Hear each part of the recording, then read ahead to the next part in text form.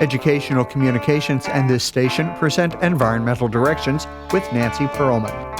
On this series, we explore the effects of human influence on the Earth's ecosystems and discuss solutions to environmental problems which affect the quality of life on this planet. Environmental Directions gives you the kind of information you need to help you participate in decisions impacting your community, the nation, and the world.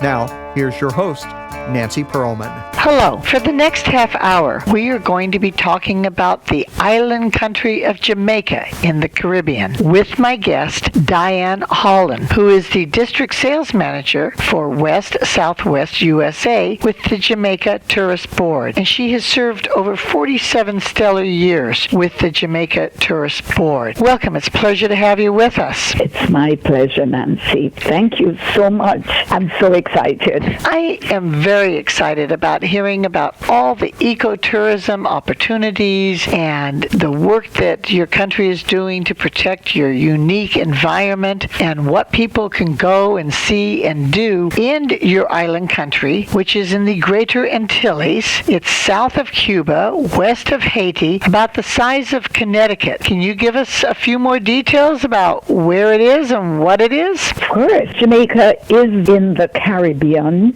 Sea. Want to differentiate that from the ocean. Jamaica is totally surrounded by the Caribbean Sea. We're approximately flight time from Miami, which is the closest point to the United States. We're about an hour, 20 minutes flight time from the Miami, Fort Lauderdale area. The water that surrounds us, the Caribbean Sea, is warm. So Jamaica is warm year-round. Only a couple degrees lower than the average, 85 degrees year-round. And that means you have a lot of wonderful beaches to enjoy with your 4 major resort areas on the island. And we do. The beaches, you can just enjoy looking at the ocean or going scuba diving. You can do lots of different kinds of activities by seeing the beautiful coral reefs in the area. Yes, it's extremely beautiful. When you see the water, the different shades of blue, it's incredible. And the kiddos, it's perfect for them because the beach, there's no shelf. So it's gradual tapering into the water. So kids can sit by the shore side and parents don't have to worry that they're going to fall on a shelf. It goes and then drops. It's very welcoming and the water is clear, beautiful, all shades of blue. Some of those swimmable beaches, as you say, the Blue Lagoon, as one area is called, has the emerald waters and has a natural lush amphitheater. In Montego Bay, you have a marine park.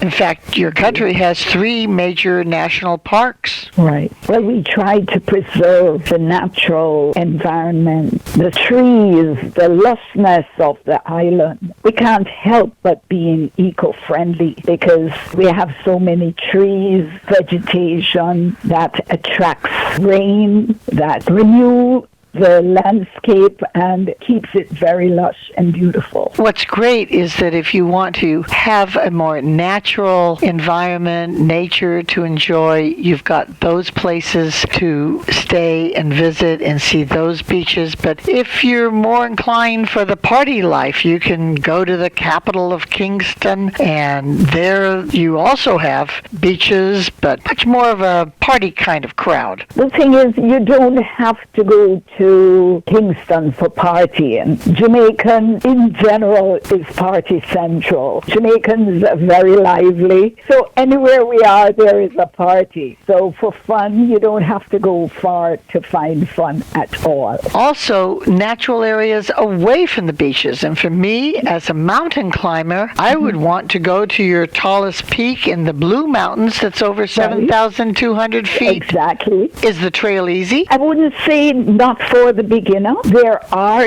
areas that you can traverse. However, up at this 6,000, 7,000 level, it requires you to be at least be knowledgeable of that elevation and also the time as well. So it's not for the newbie of hikers. But wherever you go, there are wonderful tour operators and guides who can assist you and prepare you and take care of you. Of course, definitely. That's available. If somebody wants to avoid seeing the sunlight, being on the beach, going into the mountains, there's also paving, spelunking. Your country has only explored about 400 out of your 900 caves. That is true, because some of them might not be accessible. And I don't know if you know, a part of Jamaica is made of what we call the cockpit country. It's a limestone, and while limestone is eroded with water, so there are crevices. So a lot of the caves are not reachable by hiking. So hence that reason. But, you know, the island is still a fairly new island, so a lot is being discovered. But we do have a number of caves. That cockpit country, as you say, right. consists of over 500 square miles of deeply pitted, otherworldly terrain. Yeah.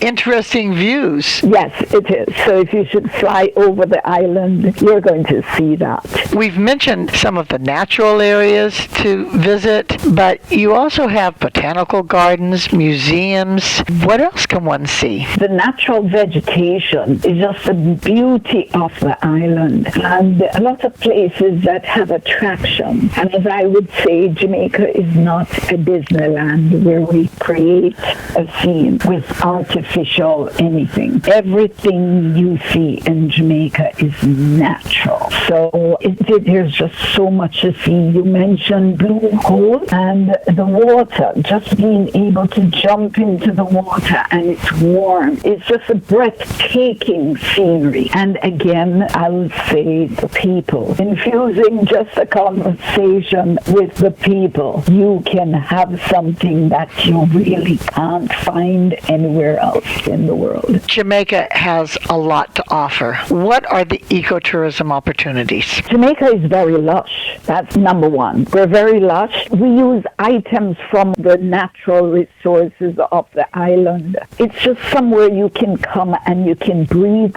deeply, and you know you'll be breathing in Mother Nature. It's just a true tropical destination where everything is natural. You have the opportunity to travel around the United States to tell people about Jamaica. You get to go back to your home country of Jamaica. Do you ever find something new, unique, surprising to yourself about your own country? Believe it or not, I was born and brought up in Jamaica. I've been working for Jamaica for the last 47 odd years, and every time I go back, there's always something that I've never seen before. There's always something. There's always an attraction, something that I'm seeing for the first time. So yes, we're the forever country. You went last year, you've got to go this year. There is something new that you didn't see. And the same thing applies to me every time I go home. I see something new. When you travel around the island, there are also estates, old plantations that have become resorts or bed and breakfasts where you can stay with families? A few of them, but the ones that are open, most of them are used as museums, like Rose Hall Great House, Greenwood Great House, and a couple of them, they are also used for events. A few of them are used for accommodation, and those are the ones that are privately owned. You mentioned events, and a lot of people now are going for weddings outside of the United States. Pretty easy to get married there? Yes. Oh, yes. It's very easy. No blood tests are required. We ask that everyone be on island 24 hours before applying. Our requirements are very, very simple. Birth certificate, and the legal age is 18 to get married. If anyone under that age, then you need parental permission. But it's very simple. It's very easy. You can do it as small as you want it or as big as anything you can think of. Jamaica can create it for you. If people don't want to create their own event, they can go to some of the national events and celebrations. You have something called Jonkanu at Christmas time. What is that? Jonkanu. Jonkanu is coming back from the days of slavery when the slaves needed a way of celebrating the Christmas holidays, New Year's. So they would make their costumes and go out dancing, and a lot of the costumes were frightening to the kids. But that's a form of entertainment. So it's depicting some animals that just don't exist. It's not a big thing anymore. However, in a number of rural villages, you will still find it as you drive through before Christmas, right at the New Year's Eve. They would come beating drums and all decked out in costumes depicting, again, animals, donkeys, cows, goats, whatever, and imaginable creatures. What are some of the other celebrations throughout the year? You have an Independence Day celebration. Yeah. And I know that Jamaicans are very religious, and I suppose some of them are celebrating Mardi Gras, which is very common on many other Caribbean islands. We don't do Mardi Gras. Mardi Gras is usually before the Easter celebration. Jamaica, in the recent years, has started to have a carnival where you're all dressed up in costumes and you follow a float and you have a good time. That is there.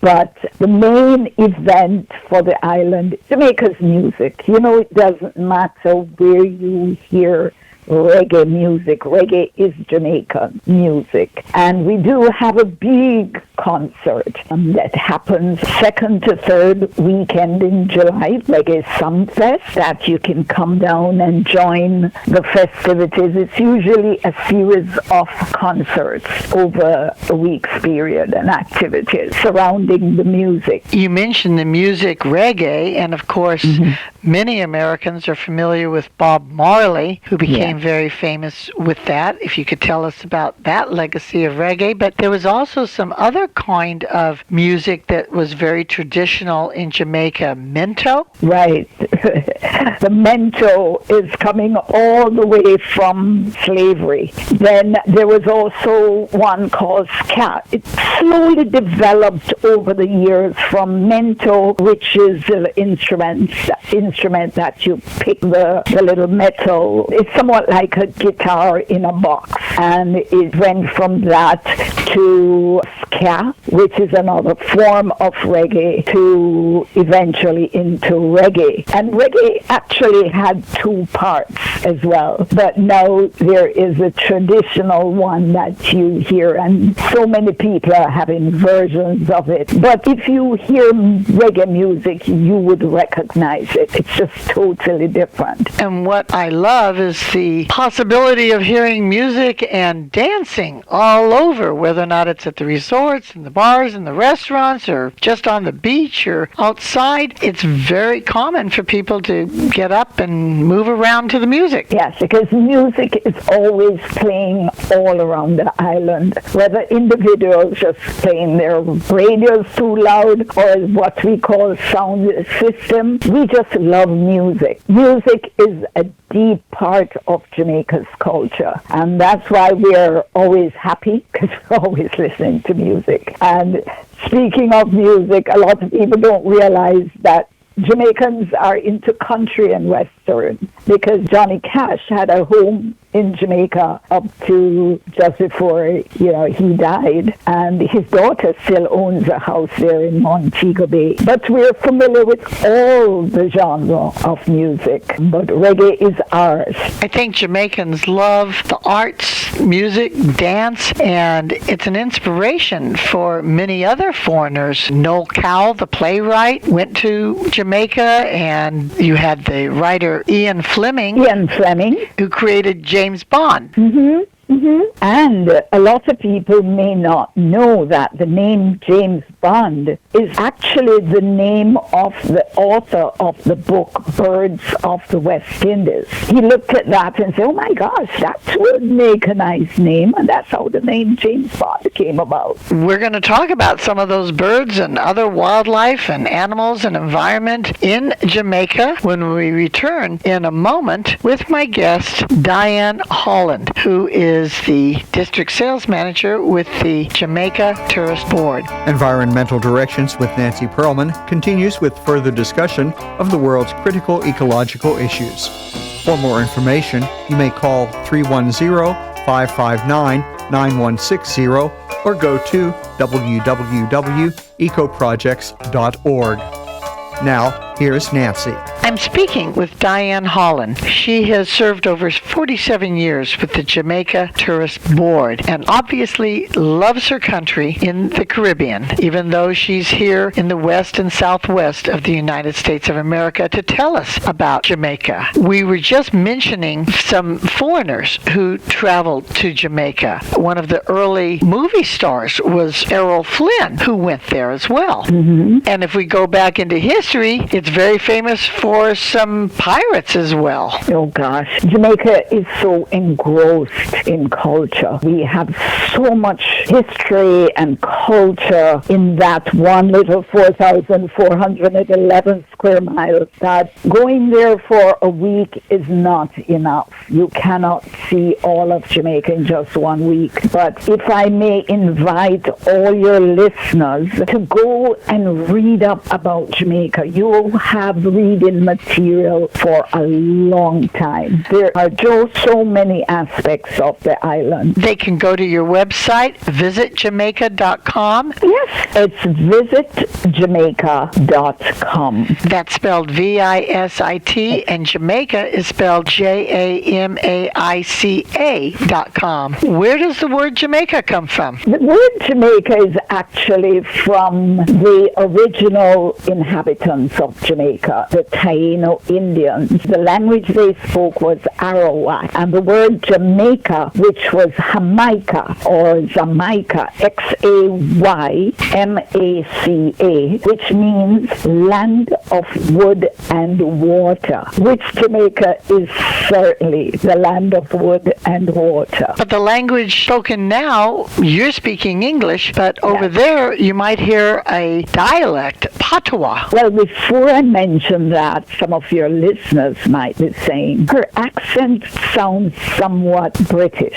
Yes, it is, because we were under the British rule for over 600 years and up until 1962. So a lot of what we do, and of course our language is very much along the lilt, and we still spell the things a little differently in Jamaica. Program, we add an M, check that no one uses anymore to write their bills. We say H-E-Q-U-E, and the elevator we'll call the lift. So a lot of that is there. However, our mother tongue is English, the Queen's English. However, we do have a dialect, which is called Patois, P-A-T-O-I-S. It's not really another language. During slavery, the slaves needed a way of communicating with each other without having their plantation owners understand what they were saying. So they created their own language. And because most of them were from Africa, they would use some African words mixed with English, but spoken really fast. So if you go to Jamaica and you hear someone go off in what you think might be another language or sounds like another language, listen closely and you'll get the gist of what we're saying. We just cut words here and there, and some of the words we use, you understand what we were saying. But if you don't understand, the people are friendly, they're helpful, they will try and do what they can so that you can have a fantastic experience experience both seeing the nature, relaxing, enjoying the music, the dance, but enjoying the wonderful natural areas. And I do want to mention some of those because you have worked hard in your country to pass laws to protect some of the wildlife. You have over 255 bird species, 25 found only in Jamaica. You have insects like butterflies. You have 700 species of fish, and you have pelicans, 4 hummingbird species, and hummingbirds are only found in the New World. There's crocodiles, not alligators, but crocodiles, and sea turtles, and manatees. And manatees, there are only 100 left, so you're trying to make sure that people can enjoy the beaches, the coastal areas, but not disturb the wildlife, correct? Right, that is correct. We're doing everything we can to make sure that us humans don't destroy what nature has created over time. The coral of the sea. We have do not touch areas, do not touch times. Certain fish from the sea cannot be harvested certain time of the year to give them the opportunity to create more. But we're very in tune with our natural resources. For people to enjoy nature, it has to be preserved and protected. The beaches, the mangrove forests, the wetlands can't be turned into marinas. The mountainous areas need to develop hiking trails and information for the visitor to enjoy and learn more about what they're seeing. What are the conservation efforts in your country to preserve and protect the environment? Replanting of trees, keeping up and enforcing laws like usage of plastic straws no longer happen in Jamaica. We no longer use plastic bags. It has to be reusable bags. Anything that is going to go against nature. Certain foods, people think that you can get lobster year-round in Jamaica. It's only legal during the months starting with January, June, July. So a little bit. And we ask that you not disturb coral. That's protected as well. So divers, they make sure that they don't touch the coral. I've traveled around the world, and wherever I go, I only like to stay in green, sustainable hotels, homes, resorts that have really adopted sustainable practices and where my tourist dollars help the local community. Traditionally, resorts seem to only care about the profits that they made and not having sustainable practices. Are there any major green, sustainable places to stay? Jamaica, as the Jamaica Tourist Board and a part of the Jamaican government, we encourage all our accommodations to adapt the sustainable way of doing everything. There are laws like against plastic straws, recycling, separating of trash. It's an ask. It actually is a part of the rule of our licensing, is that they recycle wherever they can. It's great that they have adopted sustainable practices. They're not polluting like they used to. Obviously, if one flies to the island, one stays on the island, but you also have cruise ships coming by. Are the people who are taking that form of transportation getting an opportunity to go out and see all the wonderful things that you have to offer? Anyone that goes to Jamaica, any transport vessel that comes on island, we encourage them to have their plans get out and see Jamaica. Obviously, we're not a small island, so it depends on what port. We have 3 active ports, Montego Bay, Falmouth, Ocho Rio. We encourage them to get out and see as much. Of course, going in on a cruise ship, you're only there for 8 hours, so how much can you see? It gives them a taste, but we always encourage them to come back, stay with us,